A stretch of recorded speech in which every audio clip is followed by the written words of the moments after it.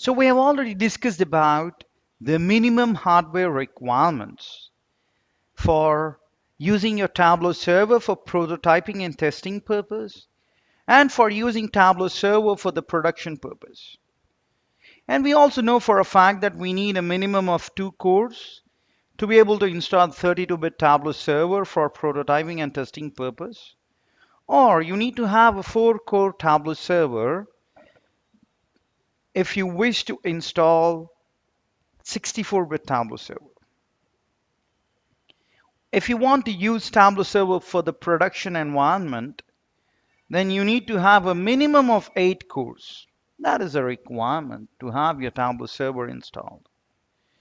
If you want to know the number of cores which are there on your computer, all you need to do is copy and paste this in the command prompt of Windows. So let me try to show you that.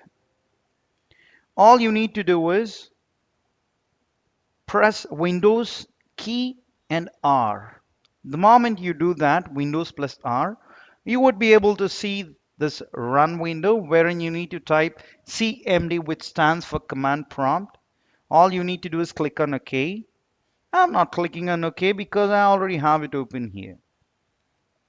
Now all you need to do is paste this particular command and you'll be able to see the number of codes which are available for you to install the Tableau server, specific Tableau server.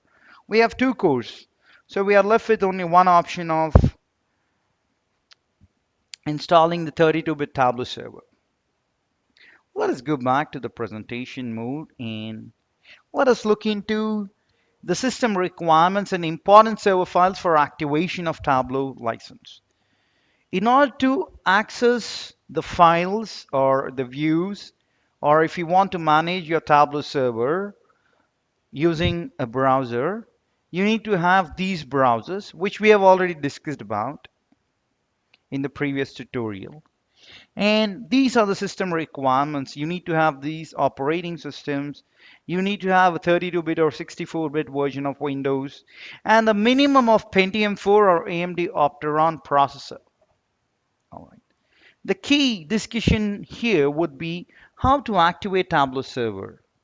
If you're connected to internet, you can key in the license details into Tableau server activation window and then your job is done while you install the server. However, what if you do not have an internet connection and say you're installing the server offline? Under such circumstance, you will be given a prompt to save a file called offline.tlq to your location on your computer. From a computer which has an internet connection, or the moment you get back the internet connection, you need to upload this to product activations page. Let me show you that. So this is your products activation page. You need to choose a file. You need to browse through and try to find offline.tlq file, and you need to click on upload activation file. The moment you do that, Tableau would be giving you an option to download a file called activation.tlf that is created, and Tableau prompts you to save the file to your computer. The moment you save that to your computer, you need to save that not in any location but in the location where you're installing your Tableau server. On your computer where you're installing the Tableau server, you need to open the command prompt and you need to change the directory to C:\program files Tableau server 9.3 bin, if that is your default location where you have installed your Tableau server. The moment you do that, you would be into this specific directory, and then you need to run this function which says tab admin activate 2-tlf, and you need to provide the path of your activation file. And you need to just click on enter. Now you need to keep this command prompt open. The reason being, when you now go to start, all apps, and try to browse for Tableau Server. And then when you try to start your Tableau Server, you would be asked to activate the product, right? You can run as administrator and then ensure that this Tableau server is run using um, admin account.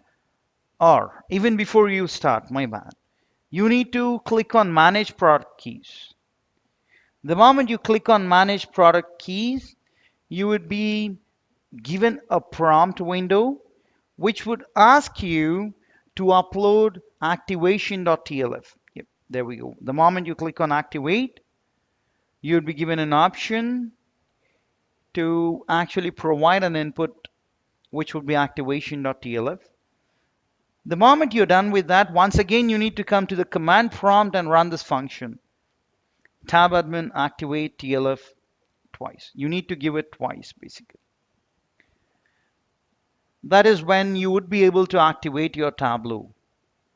And what if you're trying to increase the capacity of your Tableau server? What if you're trying to increase the number of cores?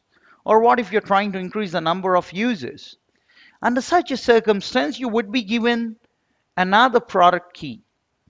And once again, you need to go to the same location, Stat, All Apps. You need to browse and try to find where you have Tableau Server. Click on Manage Project Product Keys. And then in the prompt, once again, you need to click on Activate. And you should be able to activate your product key. And whenever you want to activate your product key, you need to stop your Tableau server, activate, and then restart your Tableau server. That is all about your activation of Tableau server. Now let us get in to the presentation and let us discuss about the other components of configuration. There we go. So we will now be spending a lot of time on Tableau server configuration. And I would open and show you the Tableau server configuration window, and then we'll discuss further on each and every section. Even before we do that, I would say let us look into this basic explanation. The default port for web access to Tableau server via HTTP Hypertext Transfer Protocol is port 80. What if port 80 is already in use by some other application? If you're running IIS server, as I've explained in the previous tutorial, port 80 would be in use by IIS by default. Under such a circumstance, you need to, or Tableau would automatically choose port number 8000 as a default port. What if port number 8000 is also in use? Then you need to manually select one of the ports to be able to connect to your Tableau server, or that port would be serving as a reference to establish the connection between the web users and your Tableau server. And remember one thing, all the configurations that we perform should be done even before we install the Tableau server, even before the last step of clicking on OK and starting to use Tableau server. You need to make all the configuration changes. What if you fail to make changes, or if you resort to the default options like we have done? And what if we want to make changes later on? You need to stop your Tableau server, make the changes, and then start your Tableau server. All right. So in the next tutorial, I'm going to discuss about how to stop the Tableau server, how to open your Tableau server configuration, and how to make use of the various options within that. Once again, thank you so much for listening to this session.